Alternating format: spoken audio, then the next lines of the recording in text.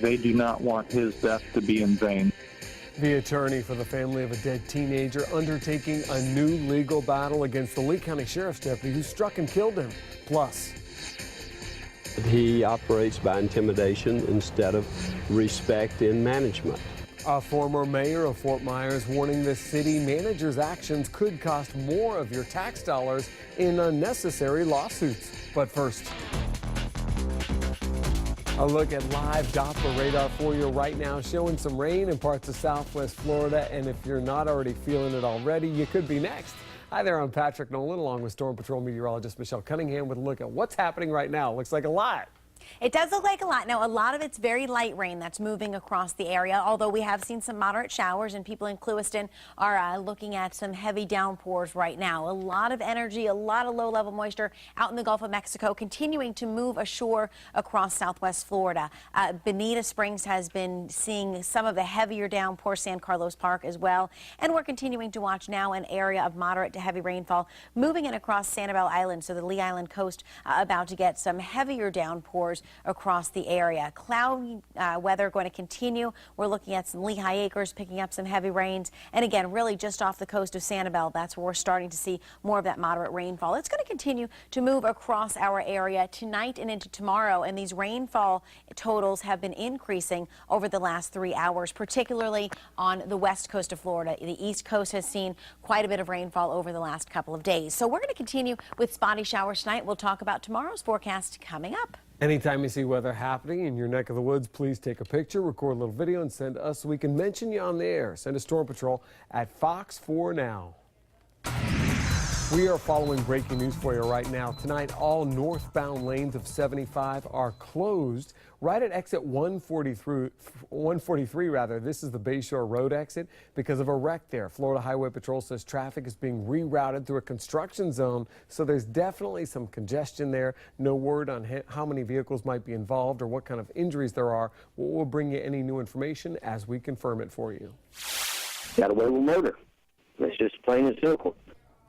A family deeply disappointed tonight after finding out the wife of their loved one will not be prosecuted for killing him. The state attorney's office deciding not to charge Anita Borcher for killing her new husband, Gary Helms, at their home in Lehigh Acres 3 days before Valentine's Day. Investigators say Borcher was acting in self-defense. 4 New Corner investigator Katie Jones at the Lee Sheriff's Office tonight, finding out more about the case that's left the dead man's family with a lot of unanswered questions. Patrick, Anita Borcher's family tells me she acted in self-defense when she stabbed her husband to death. The Lee County Sheriff's and State Attorney's Office also say it was justified, but Helms's family says otherwise.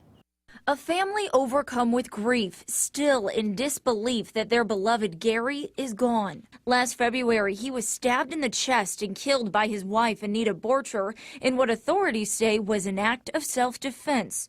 His brother Richard telling me by phone he isn't buying it. I've got all the texts from her, how good Gary was to her, how he cooked for her, waited on her hand and foot right up to maybe 2 days before she killed him. An investigation by the state attorney's office and the Lee County Sheriff's Office's major crimes unit states that Borcher was in fear for her life that night, that Helms was in a rage and she had no other choice than to use deadly force. Richard Helms admits Gary did have a temper, but says he would never be physical. Would Gary ever intentionally hurt her? No. Helms's family says the two met online. Borcher drove to Alabama and brought Gary back to Florida, and they got married. The couple shared this home in Lehigh Acres. Helms's family says right off the bat they had a bad feeling about their relationship. Everything she talked to us about, stabbing her exes, shooting her exes and stuff like this. And even here, before she left, she talked about that she would shoot Gary or something if she had to. And while the case is now closed, the Helms family says they're still left searching for answers. I beg and pray every night to God that somehow, some way, that somebody will open their eyes and see her for what she's done, see her for what she's done to her other people. Justice was not served in this family. Now, we are still waiting on a report from the state attorney's office that should reveal exactly how they found Borcher acted in self-defense. Reporting in Lee County tonight, Katie Jones, Fox 4 in your corner. Thank you, Katie. New surveillance pictures just released tonight showing the man who robbed a Lehigh Acres cell phone store at gunpoint yesterday morning. Deputies wanting you to take a really close look at the guy in these images. They say he walked into the Metro PCS store yesterday, pulled out a gun, and stole cash along with 11 brand new cell phones. Deputies say he looks to be about 5'10". If you have any clue on who he is, you can call Crime Stoppers at 1-800-780-TIPS. A Fort Myers neighborhood on high alert tonight as police continue to investigate a home invasion. It happened this afternoon at a home on Ballard Road, not far from Jane Stevens International Academy. That's part of the Lee County School District. Multiple suspects rushing into this home before taking off. No word yet on what, if anything, might have been stolen. Officers say no one was hurt. If you have any information that could help solve this case, you don't have to give your name. You could get a reward, again, when you call Crime Stoppers at 1-800-780-TIPS. A Cape Coral family whose teenage son was killed by a Lee County Sheriff's deputy as he rode his bike is now suing the deputy and his employer, the Lee County Sheriff's Office. In August, 15-year-old Austin Duquette was hit by Deputy Douglas Hood while he was riding his bike to school on Kismet Parkway. He died from his injuries days later. Deputy Hood was cleared of all criminal charges for being behind the wheel, but the civil case against him has now been set into motion by Austin's family. Fox 4's Sarah Belsel getting the family's attorney on the phone tonight as she takes you back to the scene of the crash. This white bike sits on Kismet Parkway, flowers on the handlebars, a band T-shirt spread along the back tire, all just feet away from where 15-year-old Austin Duquette was killed last August. He was riding his bike to Mariner High School when Lee County Sheriff's Deputy Douglas Hood struck and killed him. Hood was originally cited for careless driving, but the charge was changed to failure to stay in a lane. In March, a judge found him not guilty. But now Austin's mom is filing this wrongful death lawsuit against Deputy Hood and the Sheriff's Office.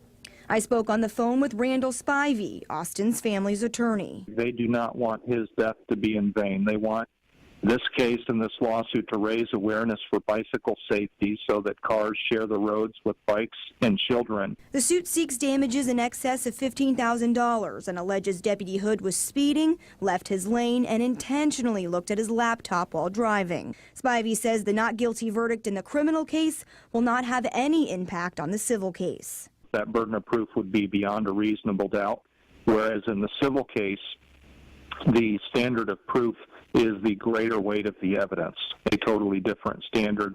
He says he will also be able to introduce new evidence in civil court, like that Deputy Hood reportedly made statements he was looking at his computer at the time of the crash, and that Austin's bike may have had reflectors on it. Sarah Belsel, Fox 4 in your corner. Now, the Sheriff's Office says it does not comment on pending lawsuits. Deputy Hood is on active duty with the Sheriff's Office. You can let us know what you think about Austin's family filing a wrongful death lawsuit against the deputy in the Sheriff's Office right now. 239-206 Fox 4 News at Fox 4 Now. A really close call for a Naples police officer after he was hit by a suspected drunk driver early this morning. The department says Officer Ryan Harp was conducting a routine traffic stop right along Goodlet Frank Road when the driver rammed into the back of his patrol car. Harp has been released from the hospital with minor injuries to his arm. The driver of the car that rammed into the police car was brought to the hospital for his injuries. Charges are pending, and the driver of the car that was originally pulled over was fortunately not hurt. Changes could be coming to your neighborhood now that a controversial trash contract got the okay from Lee County commissioners. Commissioners approving a 7-year, $65 million contract to pick up trash in the east part of the county. The plan is met with a little bit of concern. It's going to use bigger bins and automated trucks, and some people consider the plan outright dangerous because the bins might be too large for some people to manage. The company behind the plan saying it will address that by giving you the option to get a smaller trash can. We are now just hours away from Florida's most valuable natural resource, getting a visit from President Obama.